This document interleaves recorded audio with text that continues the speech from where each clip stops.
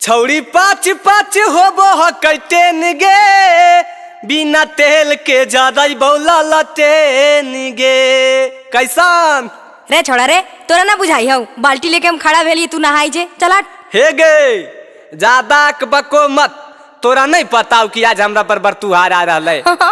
तोरा पर तब 5 साल से बर तू हरा रहा। जल्दी हटबे की मरियो सालवा से। अच्छा हंसो हिंगे, हंस ले, लेकिन याद रखिया हंसले घर बसो है। मैया गे मैया। की रे काहे ला ते हल्ला कर रहली? जल्दी से तैयार होके जाई ना, कुटुमा आ गेलखिन। आगे तो पेनिए की जे सटवा मैरनमा करके धैलिए लगो कोई झमका के चल दलकै।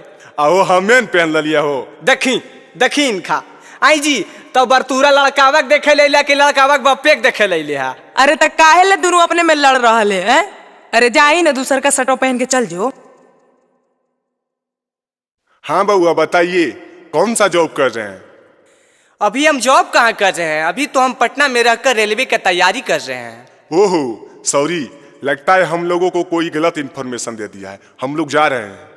ए जी जा रहा लो तो नाश्तावा के पैसा दे के जा, सब आबो खा खा के चल जाए, घूर के तो कोई अबे नहीं करो है। गे मैया की रे लगो हमर सदिया इहो साल नहीं होता की।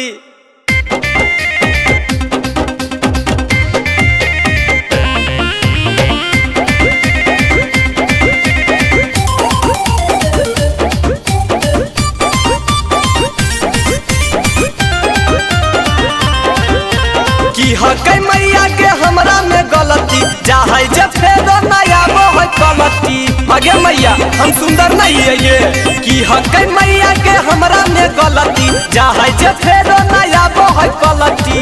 धीरे धीरे करके सारा उम्र अब ढाला तो मतलब लागो हो कि मौरी माथे न चढ़तो, लागो हो कि मौरी माथे न चढ़तो। बर तू हरिये में उम्र गुजरतो, बर तू हरिये में अब लोगों हमनियो सबके धरना पर बैठे पड़ता हो। चल नौजवान का यही है नारा, नौकरी दो या छोकरी दो। नौजवान का यही है नारा, नौकरी दो या छोकरी दो। आइए हम हैं अंजलि भारती महक इंटरटेनमेंट से कैमरामैन नीरज के साथ। जैसा कि आप देख रहे हैं यहाँ पे नौजवानों लोग धरना पे बैठे हुए हैं। आइए जानते हैं इनकी क्या समस्या है, कहिए क्या परेशानी है। Hello hello. हाँ बोलिए ना, सरकार सुन रही है। नहीं भाई नहीं, हम रिक्स नहीं लेबो, उधर से बोलिए ना, रहला हम इधर से बोल दिए। वाह अच्छा प्रॉब्लम क्या है, प्रॉब्लम बताइए। हाँ सुनिए, नौकरी के भारती निकालिए नीतीश चाचा, नौकरी के भारती निकालिए नीतीश चाचा। खोजेली दुल्हा सारा कारी, सारी लड़की कुंवारी, खोजेली दुल्हा सारा कारी, सारी लड़की कुंवारी।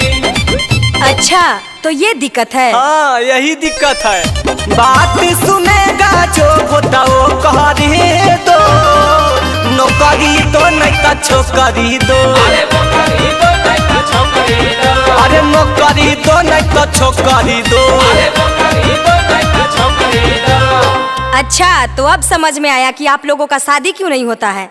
दहेज में गाड़ी या पैसा मांगते हैं, फ्री में करना चाहिए। अच्छा तो आप कीजिएगा फ्री में, हम करने के लिए तैयार हैं। अरे मेरा कहने का मतलब वो नहीं, आप तो हमारे ही पीछे पड़ गए। देखिए आप भी पीछे हट गए, काहे कि हम बेरोजगार हैं ना। हो गए शादी सबके हमारे है बहारी हो गए शादी सबके हमारे है बहारी हो। देदा चपरासियों में नौकरी सारा कहारी हो, देदा चपरासियों में नौकरी सारा कारी हो। अच्छा तो रोइए नहीं। माथा वापस बाजी के टोकरी दो। अरे चुप, जे डिमांड है यू मांग। नौकरी दो नहीं तो छोकरी दो। अरे नौकरी दो नहीं तो छोकरी दो।